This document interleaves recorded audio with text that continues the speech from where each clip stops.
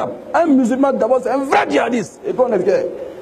Maintenant, on s'en fout. Les gens veulent donner des connotations. Je dis, on ne répète encore, je ne vais pas refuser d'être ivoirien parce que toi, tu ne veux pas voir ivoirien. Oui, parce que toi, tu veux donner autre sens au mot ivoirien. Je dis ivoirien, ça veut dire ivoire, et côte, ivoire, ça veut dire ivoire à côté de l'eau. Toi, tu dis non, ça veut dire quelqu'un qui ivoirien, il ne voit pas clair. C'est pas un problème. Faut se dire comme tu veux. Moi, je sais ce que ça veut dire.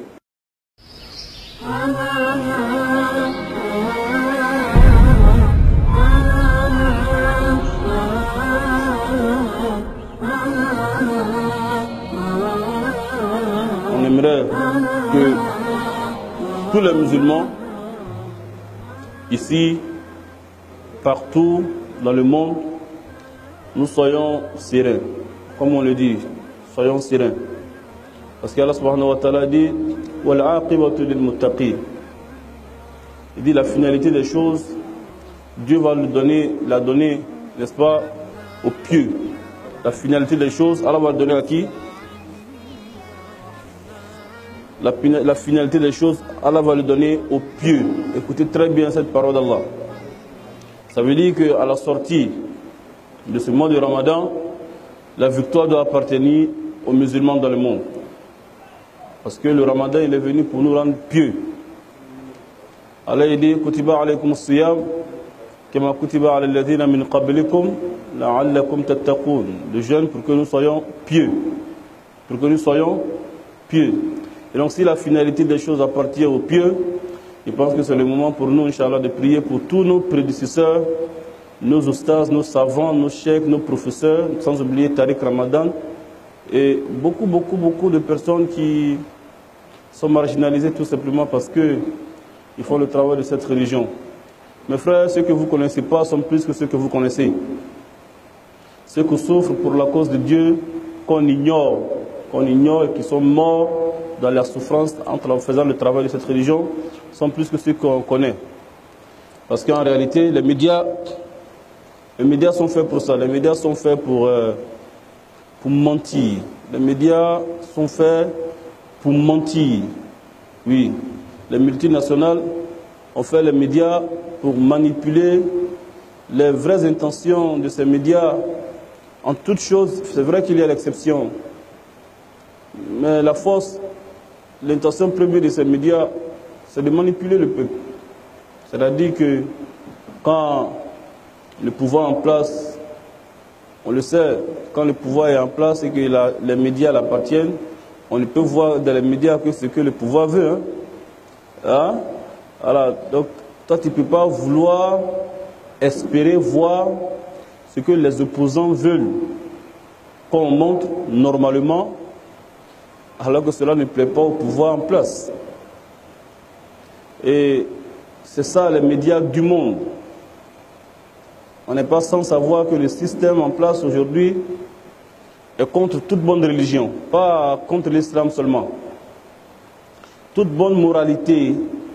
Par exemple, en Côte d'Ivoire aujourd'hui, on voit les jeunes filles exposées sur les plateaux d'or et d'argent, sur le podium, et les présidents, les patrons, les ministres, tout le monde s'assoit pour les regarder. Tout le monde applaudit. Et c'est normal, c'est le droit. On s'en fout de l'attentat à la pudeur.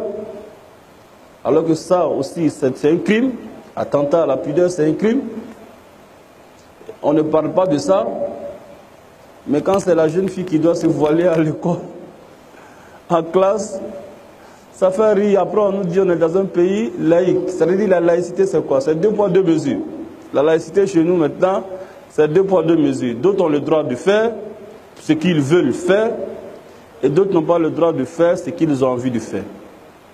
Si tu es dans cette logique, tu es dans la vraie laïcité. Mais si tu n'es pas d'accord avec ça, tu es un islamiste. Non seulement ça, tu es un terroriste. Non seulement ça, tu es douteux, on doit te convoquer. Et après, on a un jeune homme, Mamadou Gassama. Mamadou Gassama. Regardez le film. Mamadou Gassama, il a quitté dans son pays le Mali. Le Mali est un pays à majorité musulmane. Le nom de Gassama, c'est Mohamed Gassama. Mohammed Gassama. Mais on va voiler un peu le Mohammed là parce que ça fait trop le prophète des musulmans là. On va faire trop son apologie et sa publicité. Donc on dit Mamadou Gassama. Ça fait rien. Mais c'est un jeune musulman. Normalement, on devrait dire l'islamiste Mamadou Gassama. Puisque c'est comme ça, on appelle tous ceux qui font quelque chose en Occident. Dès que tu es musulman, on t'appelle islamiste. Vous voyez, personne n'a attendu le mot islamiste. Qui a attendu islamiste Mamadou Gassama? Ah, personne.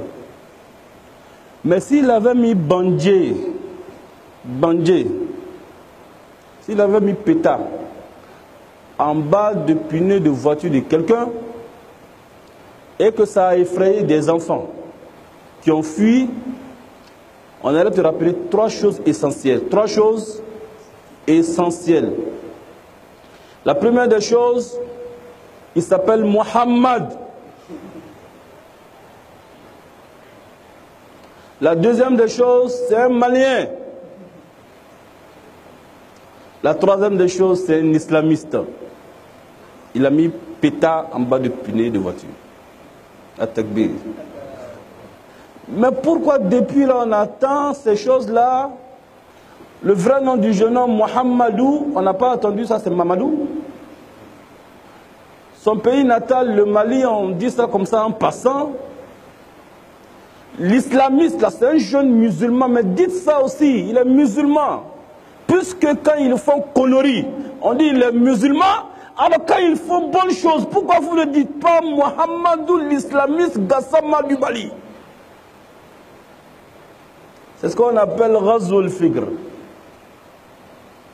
Mais ce qui me chagrine, ce qui me rend malade, c'est nos pseudo-intellectuels musulmans ou africains. Ça dit, ça peut casser la tête. Ça dit quand ils ont dit un jour au grand arbre, au baobab, ah, sage baobab, comment toi si grand baobab, ce petit machette arrive à te casser comme ça. Toi, le si grand sage, baobab, un petit comme ça, il arrive à te casser. Il arrive. Et il a dit, non, c'est pas la machette qui arrive à me casser, mais c'est mon propre enfant bois qui permet à ce qu'on l'attrape, qui est en train de me casser. Que ce soit de l'islam ou que ce soit de l'Afrique, les vrais ennemis sont ses enfants. Les vrais ennemis de l'islam ont toujours été les autorités musulmanes, ont toujours été les chefs musulmans, les guides musulmans, ont toujours été les hypocrites qui sont en islam.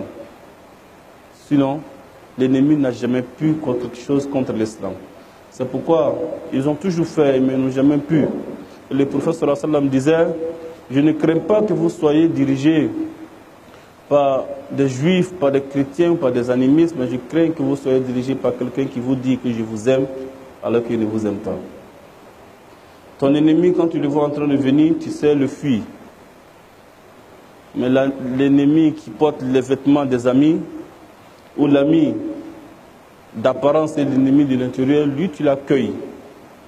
L'autre tu te protèges et lui tu l'ouvres la porte pour qu'il te tire encore plus. Très bien. Voici ce qui se passe. Après, nous on est fiers, on dit à Mamadou Gassama, l'islamiste, félicitations pour ce que tu as fait. Et c'est ça que l'islam t'a enseigné. C'est ce que tu as appris au village auprès de ton papa lorsqu'il t'a enseigné la parole d'Allah et l'islam. Et il t'a enseigné, n'est-ce pas, le livre d'Allah et la sunna du prophète Mohammed sallallahu alayhi wa sallam. Fier de connaître que tu es un jeune islamiste, oui, un jeune islamiste et un jeune djihadiste. Nous avons été nous-mêmes traités de djihadistes. Nous sommes djihadistes parce que nous n'allons plus répéter ce que signifie le mot djihadiste parce qu'on est fatigué. On a trop expliqué ça, c'est bon. On ne va plus expliquer qu'est-ce que ça signifie djihadiste. On sait que les médias font le semblant de ne pas connaître le sens du mot. Ils ne veulent même pas savoir. Ils veulent donner une connotation fait passer le mot islamiste comme un truc diabolique, le mot même musulman comme un truc diabolique, le mot, n'est-ce pas, djihadiste comme un truc démoniaque. Après, moi, je ne vais pas changer mon nom ivoirien parce que toi, tu n'aimes pas les Ivoiriens. Parce que tu trouves que c'est vilain, c'est ton problème. Moi, je suis djihadiste, islamiste, et je sais tout simplement que je ne suis pas terroriste, même si tu essayes de lier le mot djihad au mot terroriste, c'est ton problème. Après, le musulman ne doit pas être complexé. Celui qui va essayer de s'expliquer toujours, celui qui va apprendre l'islam est ouverte. On peut venir l'apprendre à chaque moment.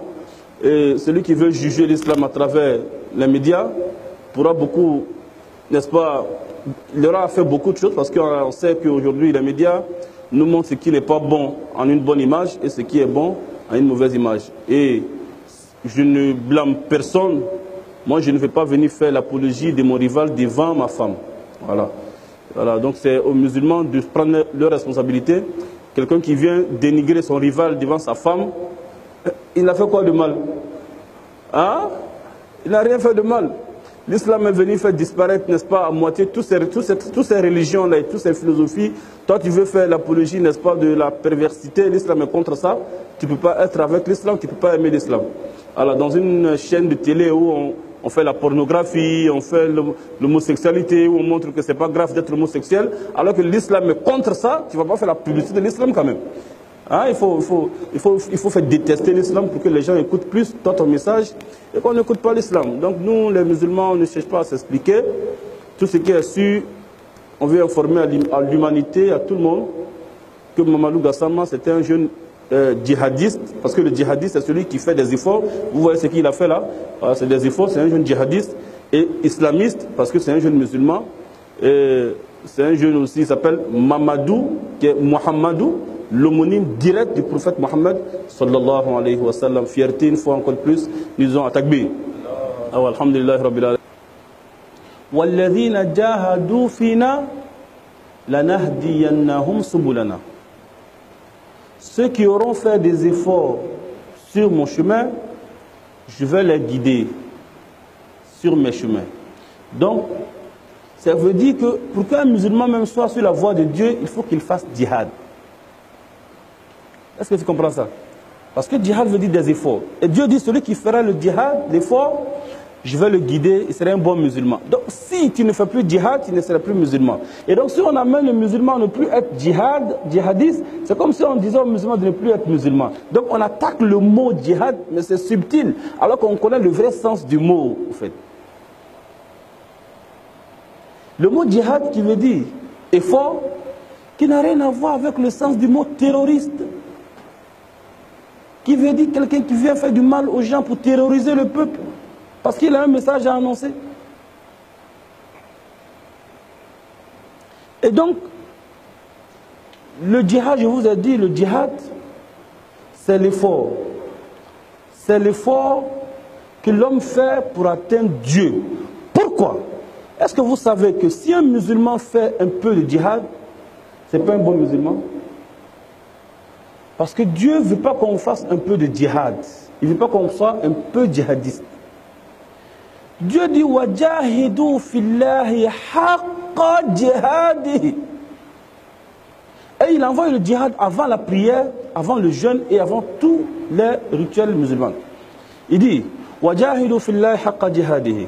هو اجتباكم وما جعل عليكم في الدين من حرج ملة أبيكم إبراهيم هو سماكم المسلمين من قبل وفي هذا ليكون الرسول شهيدا عليكم وتكونوا شهداء على الناس فأقيموا الصلاة وآتوا الزكاة واعتصموا بالله هو مولاكم فنعم المولى ونعم النصير.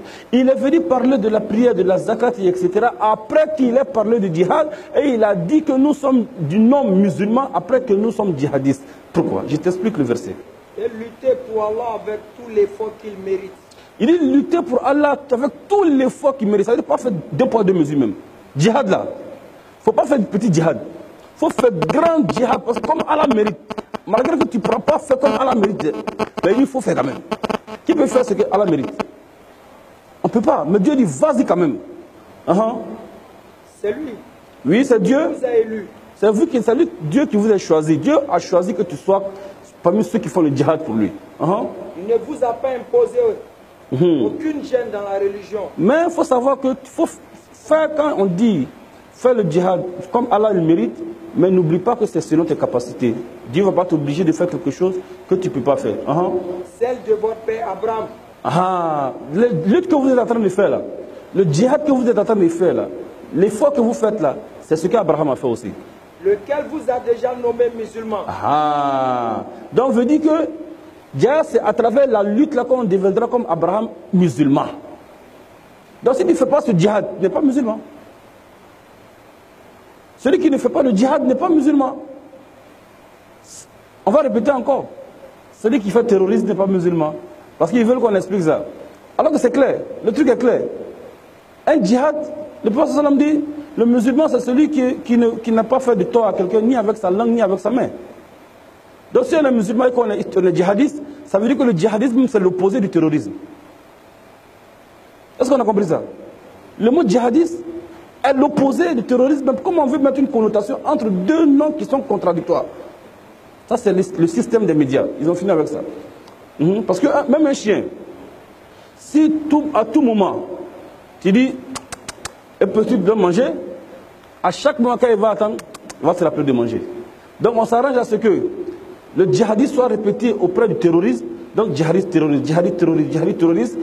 Au point que le mot terroriste va signifier, le mot djihadiste va signifier terroriste. C'est ça le lavage de cerveau. Lequel vous a déjà nommé musulman. Avant ce livre. Et dans ce livre. Avant le Coran, vous êtes musulman. Dans ce livre, vous êtes musulman. Et donc, comment vous avez mérité ça? Avec le djihad, l'effort. Afin que le messager soit témoin contre vous. Il dit, on vous a parlé d'affaires de témoignage auparavant. Le prophète vient, si vous ne faites pas l'effort, vous ne faites pas le djihad, vous n'êtes pas musulman, alors le messager sera un témoin contre vous, puisque le livre qui vous a donné, il est dedans, comment devenir djihadiste, comment devenir musulman. Témoin contre vous. Et que vous soyez vous-même témoin contre les gens. Et nous aussi, on sera des témoins contre les gens le jour de la résurrection. Parce que les gens ne diront pas que on n'était pas au courant. Non, on t'a dit, on est venu prêcher chez toi là-bas, on a parlé de Dieu, toi-même tu nous as frappé, tu nous as insulté, tu avais fait des médias pour nous insulter, pour nous dire ceci, pour nous dire ceci, qu'on est comme ça, on est comme ça. Mais c'est clair, on t'avait déjà expliqué le djihadisme. On t'a invité même à l'islam. Tu as dit non que l'islam, c'est le djihadisme, c'est le terrorisme, l'islam, c'est le terrorisme. Alors qu'on t'a donné des explications sur la chose, mais tu as refusé. Donc aujourd'hui, nous sommes des témoins contre toi, tu vas avoir des problèmes avec Dieu. Accomplissez donc la salat. À quel moment maintenant Dieu nous demande de faire la salat? Après qu'on a été djihadiste, après qu'on a été musulman, un gars qui n'est pas musulman, il vient prier. Est-ce que Dieu va accepter sa prière? Il faut d'abord dire la ilaha illallah. Donc il y a un ordre. Être djihadiste, être musulman et être prieur. C'est en ce moment que Dieu accepte la prière. Donc le djihad, je répète encore, toujours dans son vrai sens, l'effort est celui qui lutte pour Dieu. Accomplissez la salat, acquittez la zakat. Donc Dieu n'a pas besoin aussi de ta zakat si tu ne pries pas. Un gars qui ne prie pas, il s'en fait un sacrifice. Dieu s'en fait son sacrifice. Commence par la prière d'abord. Donc il y a un ordre. Djihad, islam, comment on appelle ça, prière, zakat. Donc on ne peut pas sauter les étapes. Un musulman d'abord c'est un vrai djihadiste. Et puis on est fier. Maintenant on s'en fout. Les gens veulent donner des connotations. Je dis, on répète encore, je ne vais pas refuser d'être ivoirien parce que toi tu ne veux pas voir ivoirien. Oui, parce que toi tu veux donner au sens au mot ivoirien. Je dis ivoirien, ça veut dire ivoire, et côte, ivoire, ça veut dire ivoire à côté de l'eau. Toi tu dis non, ça veut dire quelqu'un qui ivoirien, il ne voit pas clair. C'est pas un problème. Faut se dire comme tu veux. Moi je sais ce que ça veut dire. Attachez-vous fortement à Allah. Allah dit s'attacher à lui. Vous voyez dire attachez-vous fortement. Quelqu'un qui ne fait pas d'effort, qui ne lutte pas, est-ce qu'il peut s'attacher fortement? Attachez-vous fortement à Allah. C'est lui qui est votre maître. Quel excellent maître. Dieu, il est notre soutien. À la fin du verset, il dit Dieu, il est l'excellent des soutiens. Donc que l'humanité soit contre les musulmans. Que les Américains, les Asiatiques, les Français, l'Europe, l'Afrique, tes présidents, tes parents, tes amis, tes quotidiens, même partout dans le monde soient contre toi. Dieu, il est ton soutien. Allah dit, il est l'excellent des soutiens. Qu'Allah nous aide, Inch'Allah.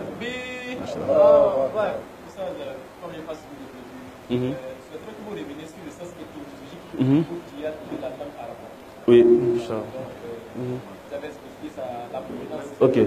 Ok, on a dit le mot djihad vient de jahada, yujahidu, mujahadatan, el-jihad, qui veut dire du fort, ferme, décisif, quelqu'un qui est sur sa position. Il fait un effort, quelqu'un qui, voilà, il est là. C'est dur, il est là. C'est pas dur, il est là. Il a décidé, il est là. Donc c'est ça. C'est ça qui n'a rien à voir avec le terrorisme. C'est-à-dire, opposé même carrément. Merci, si tu veux. C'est-à-dire donc le djihad, on peut être un djihadiste dans la cause de Dieu, dans la cause du diable. On peut être même un djihadiste pour sa patrie, n'est-ce pas? On peut lutter pour sa patrie. Voilà. On peut, tu vas voir, quand tu veux te tuer pour un parti politique, on va te donner la légende d'honneur. C'est ça, non? C'est un bon citoyen. Comme les présidents ont donné les gens à la fourrière ici. Il n'y a pas de problème. Mais quand toi tu vas dire on est prêt à mourir pour Dieu, hey! Attends, tu dis quoi? Mais si tu vas mourir pour lui, il va te donner la légende d'honneur. Là, il se fout des gens, quoi. Maintenant, est-ce que l'islam dit allez-y vous tuez pour Dieu? L'islam ne dit pas allez-y vous tuez pour Dieu. L'islam dit plutôt allez-y faire vivre pour Dieu. Allez-y vivre pour Dieu. Et maintenant, la mort physique, quand est-ce que l'islam nous demande d'aller le faire? Lorsque les ennemis veulent tomber sur notre patrie. Lorsque les ennemis veulent détruire notre pays. Nous sommes dans un pays, par exemple, que ce soit un pays chrétien, ou que ce soit un pays musulman, ou que ce soit un pays, comment on appelle ça, animiste. Si les ennemis veulent attaquer le pays, allez-y donner votre poitrine pour défendre votre poitrine. C'est ce que l'islam nous demande. Mais allez tomber sur les gens dans les pays pour aller les tuer, pourquoi ils vont devenir musulmans? Ça n'a jamais existé en islam.